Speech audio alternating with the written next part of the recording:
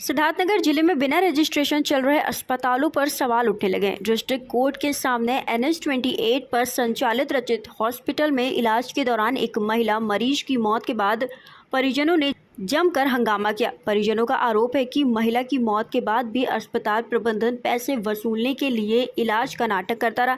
मामले की सूचना मिलते ही प्रशासन और स्वास्थ्य विभाग की टीम मौके पर पहुंची। अधिकारियों ने कार्रवाई करते हुए अस्पताल को तत्काल प्रभाव से सीज कर दिया है।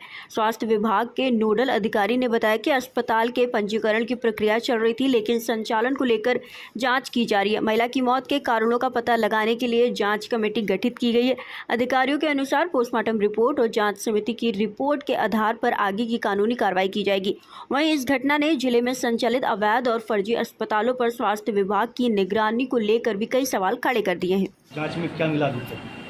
अब देखिए, मामला तो परिजनों ने आरोप लगाया है कि मृत्यु पहले हो चुकी है, लेकिन इन्होंने बताया नहीं है, ऐसा परिजनों का आरोप है।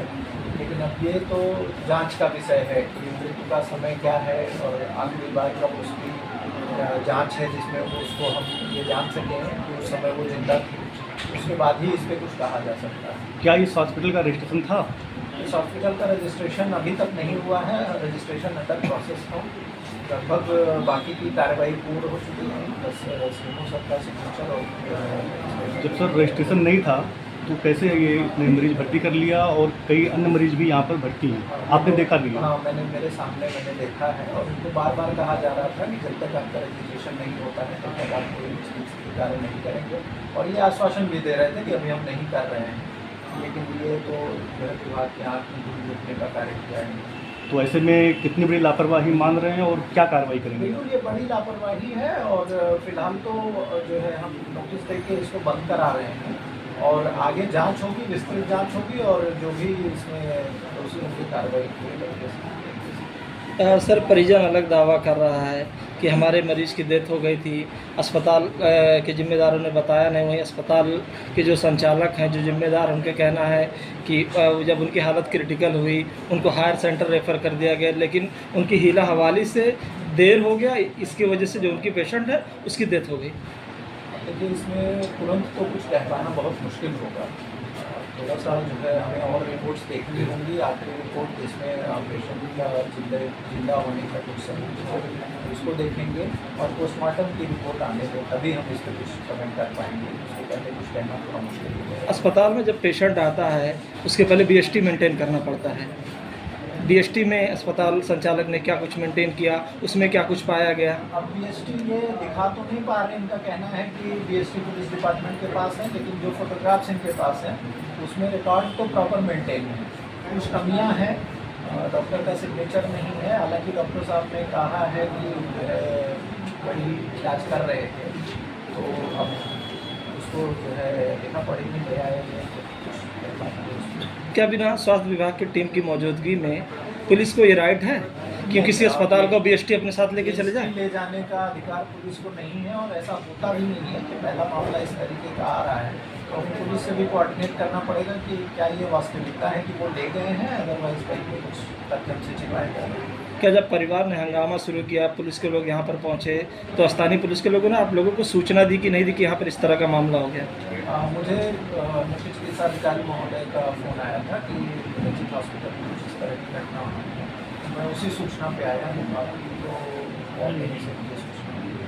तो आप नोडल हैं, PCPNDT और अस्पतालों की तमाम जिम्मेदारी आपके पास है।